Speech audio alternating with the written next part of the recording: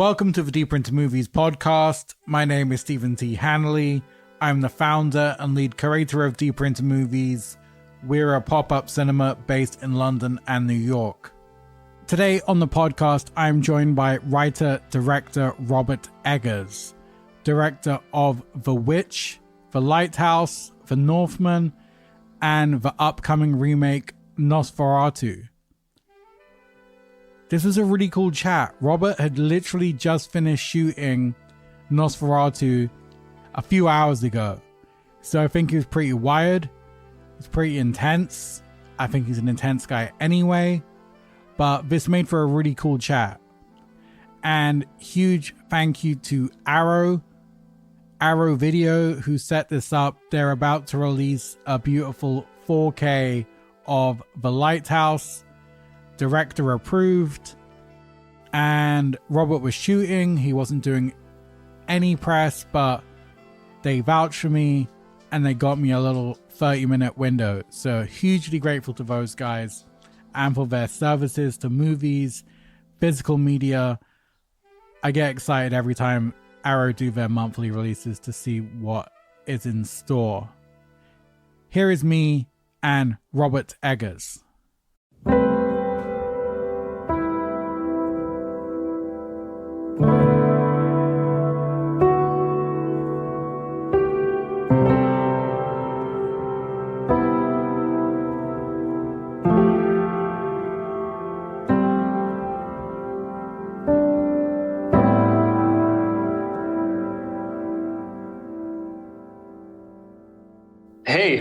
Hey, how are you, buddy?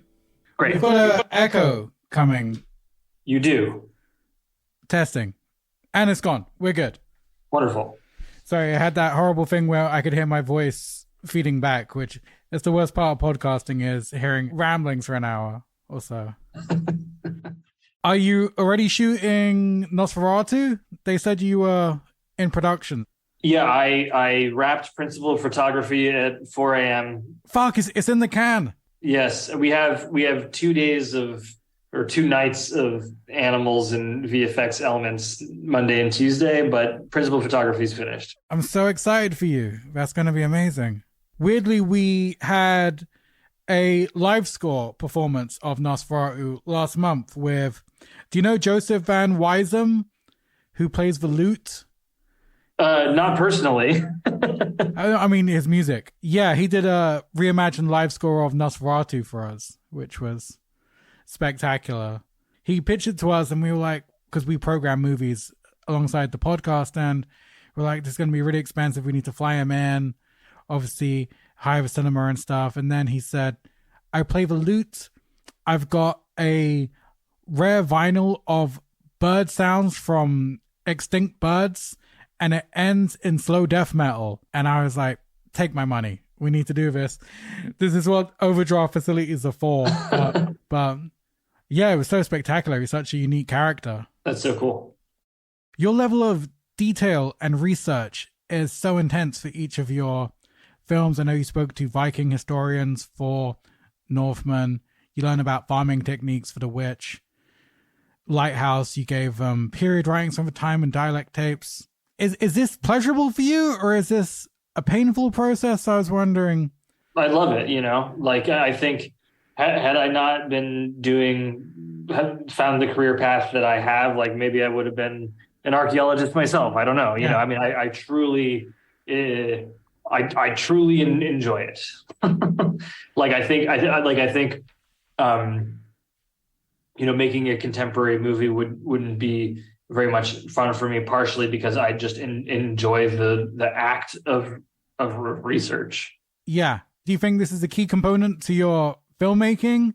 I don't know. I mean, it certainly is my approach now, and it would be hard for me to imagine it any differently. Certainly, like, I think because I'm telling stories that take place in the past, the stories do tend to end up a little bit differently because we're trying to follow the rules of the period. Certainly, you could tell like as good or a better Viking story than the Northman by just imagining what you wanted, and because certainly, like, there's so little evidence about how Norse people lived in that time period that you could have a lot of freedom. But I think that it would tend to be more similar to other things that are out there. And by going back to the source material, I find that I can find things that are often, not always, but often or sometimes a bit more unique, Mm-hmm. And then as far as the specificity of the material world, that is, I think, enriches the viewer and makes you more immersed and believe in the world more. But again, it's certainly not essential to good storytelling. How many, most Westerns ever made, are not very accurate as far as costumes and sets go, but that doesn't make them any less enjoyable as stories. Are there any movies you cite specifically that you find inspiring in terms of historical accuracy or detail? Is there anything you take note or inspiration from in that sense? There's plenty of things, but Tombstone is actually a very historically accurate as far as the material world for a Western, and it was something that I enjoyed a lot as a kid. But I talk about Andrei Rublev a lot, and obviously Visconti's films, he does a similar approach, and sometimes Franco Zeffirelli's stuff.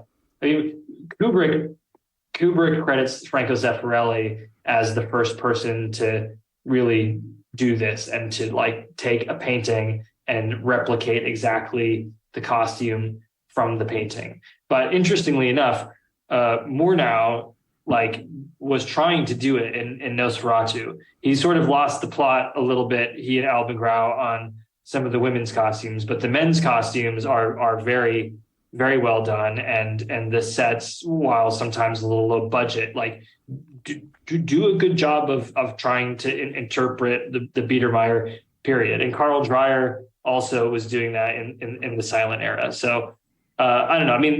It's not the most unique thing on the planet, and certainly Michael Mann's Last of the Mohicans and stuff. There's plenty of films that have endeavored to do this. I think that it's because it is so part of my approach, it becomes a major talking point for me in my films. But it's not so remarkable, maybe. No, I think it's just refreshing, and when everyone's talking about film culture being on the decline and stuff, I think it's just much more. It stands out much more when we see kind of auteur visionary filmmakers who are just so driven and obsessed by their art. It's a nice thing. Cool.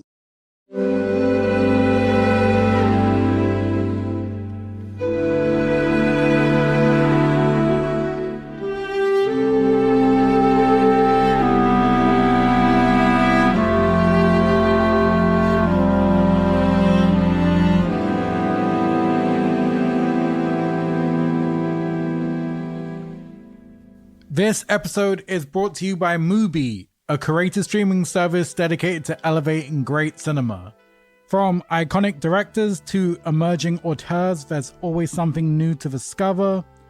I've been a Mubi subscriber for years, and I'm going to dig in and give you 3 recommendations from the Mubi UK platform.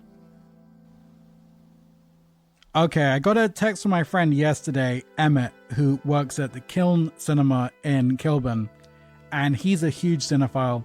He watches 2 to 3 movies a day, and he told me about Patrick Keeler's Robinson trilogy.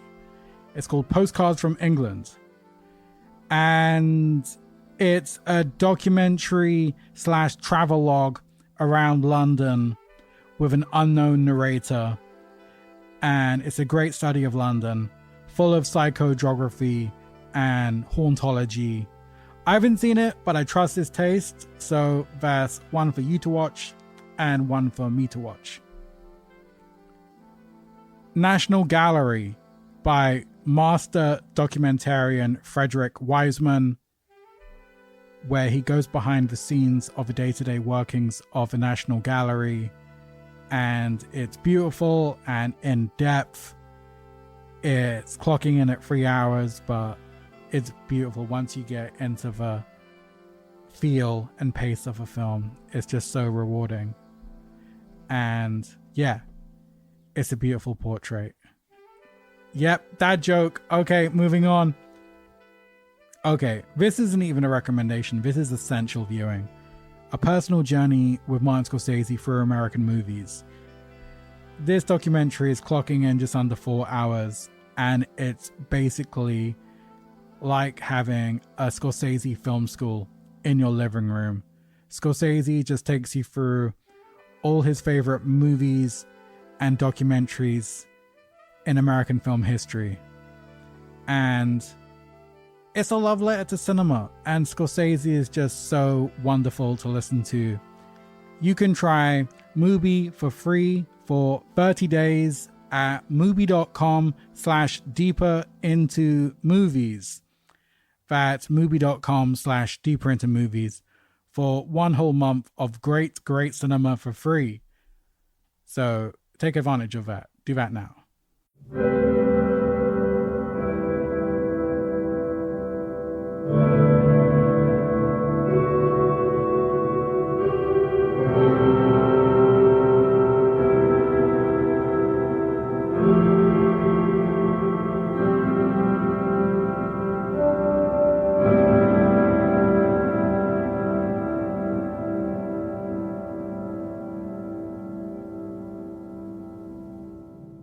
It was crazy looking back on Nosferatu when we were doing our research that this was a really low budget German movie. It's kind of crazy that it wasn't really intended to be seen outside of a small German audience initially. That was its expectations, let's say.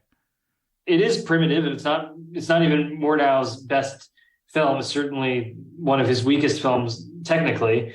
If you compare this to The Last Laugh or Sunrise or Faust, it pales in comparison, but it clearly, he just had an eye for these archetypal images that have sort of, established what Dracula movies are and what horror films are. And then he has the incredible performance of Max Schreck in that brilliant makeup designed by Grau and Schreck. It works.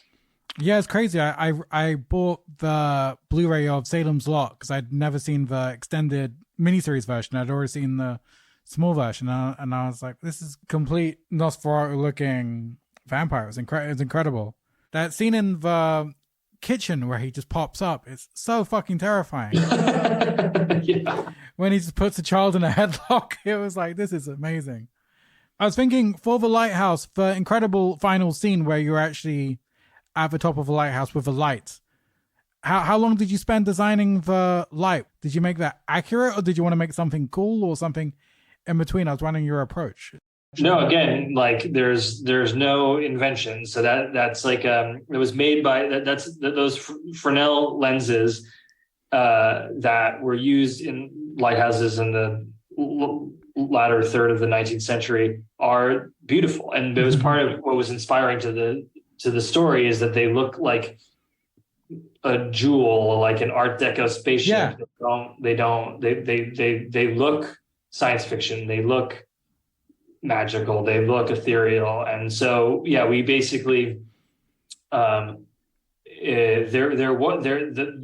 shot on this peninsula called Cape Foreshoe that we made look like an island. And there is a lighthouse on Cape Foreshoe that was like further up the island.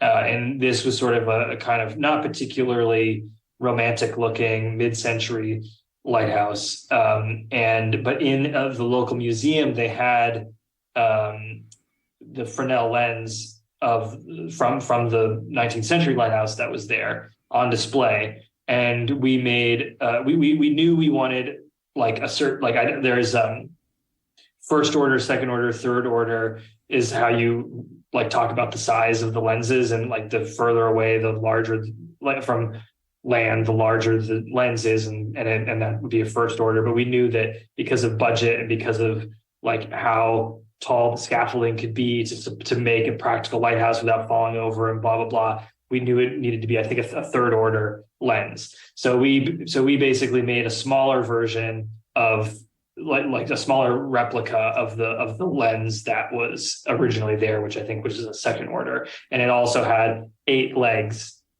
which seemed good for the whole like octopus squid kind of stuff we were doing with Willem. So.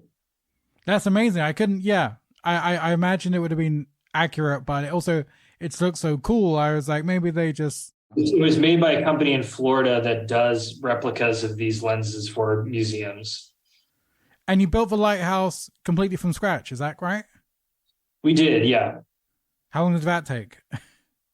The length of movie prep, so things go quickly. But again, it's not real. Like on the Witch, because the materials that the farm was made out of were so humble, we literally used like everything that was on camera was the correct building materials and built with the period tools, but we weren't going to be able to like build a brick lighthouse, Yeah.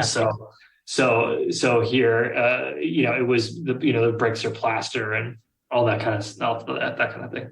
How do you find set life? I know. Do you enjoy being on set, or is it a painful, stressful time? I know directors have.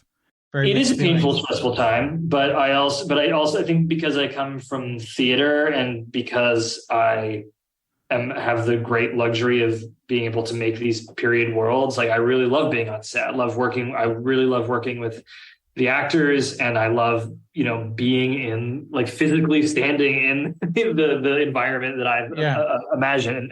It's very pleasurable. I wish that I could have all the sets resurrected in like a theme park of my own misery land. You should pitch that 2024. That sounds beautiful. And are you still shooting single camera? Of course. Talk to me about your choice for that. I know you said, I may be paraphrasing, you said with a single camera, you're a lot more conscious about your composition and choices. Is that the reason? Yeah, I mean, I think, Kurosawa shot multiple camera, but he was always working, like, each camera operator is like, one of the finest DOPs in Japan. And there's a lot of intention in what every camera is doing. And when you watch a battle scene that might be cuttier than my personal taste, you still feel like the weight of every edit, and it feels thought through. And I think and perhaps maybe one day I would make a multiple camera film.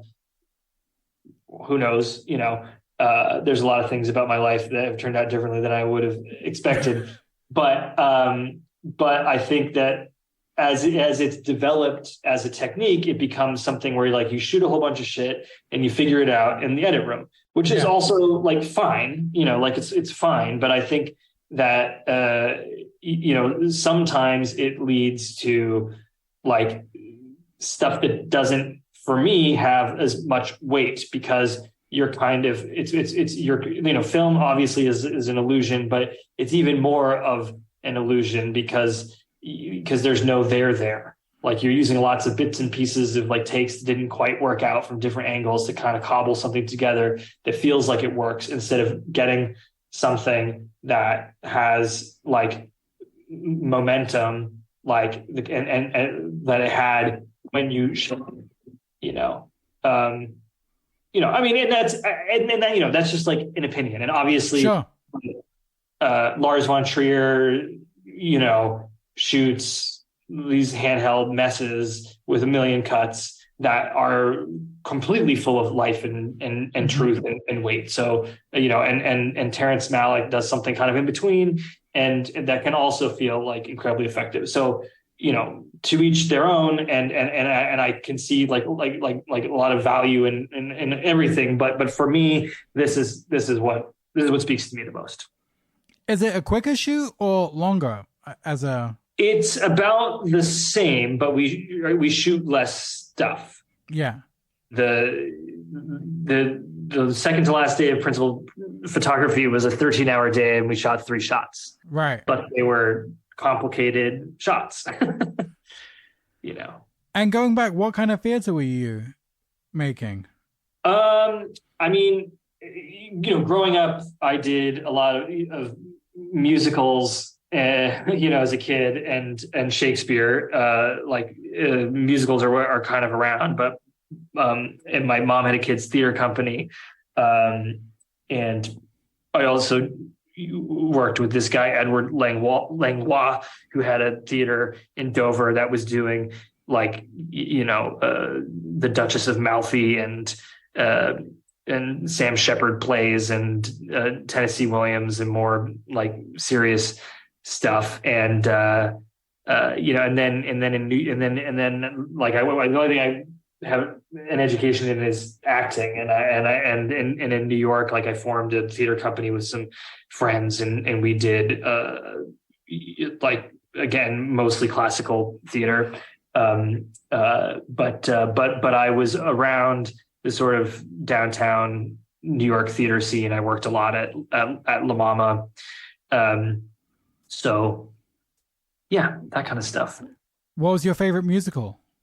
I don't really care for musicals, to be honest with you. Probably unsurprisingly, the one musical that I truly love is Sweeney Todd.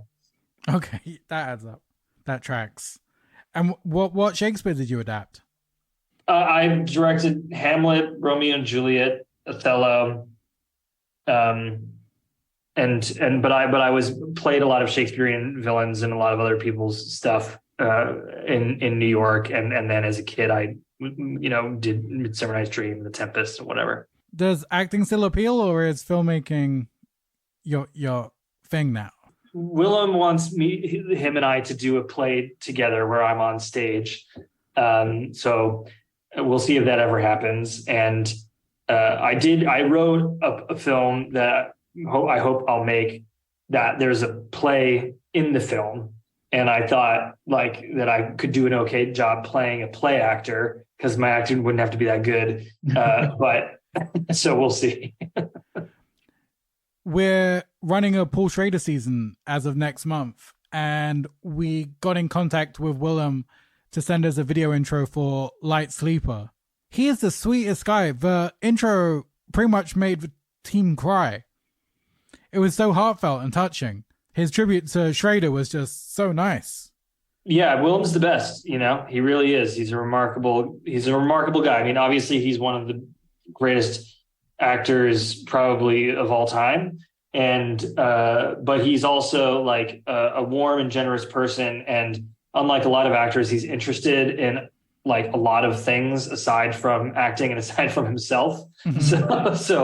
So he's like just great company. And I want to end on this odd question that you said as a kid you were really into dressing up in costume, and you would request costumes from your parents. I was super curious, what type of costumes were you wearing, and what drew you to this? I don't know what drew me to it, but yeah, I mean, all kinds of stuff.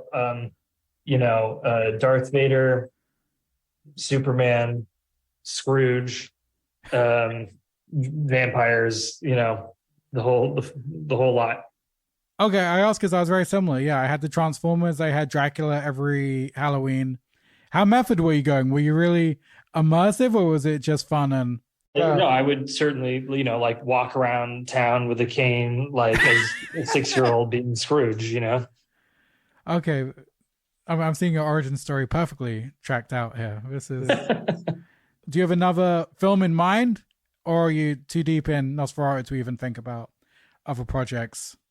I always try to have a lot of things going on. Obviously, the WGA strike, which I fully support, it it makes things complicated because like there's a couple scripts that are in the works that I like will not touch because of the strike. So we'll see how it all pans out. But I always like to have a lot of things going because you never know. I mean, honestly, I didn't think I was going to make, like, I thought I was going to make Nosferatu next, and then after it fell apart for the second time, I was surely thought it was not going to be the next film, and I had something else that I was positive was going to go, and it didn't, and it ended up being Nosferatu. So you never, and when the Lighthouse like came about because Nosferatu fell apart the first time. So you never know. It's a very tricky industry. Fantastic. This has been great. Thanks so much for taking the time, and I can't wait to see your next film. Thanks. Keep up the great work. Thank you, buddy. Bye. Bye.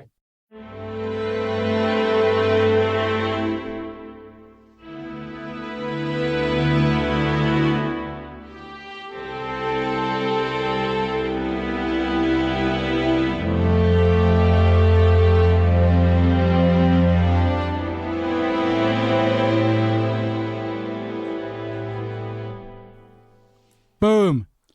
That was me and Robert Eggers. Seriously, Nosferatu is going to be so fucking sick. I can't wait. Okay, that's it from me. Thank you for listening.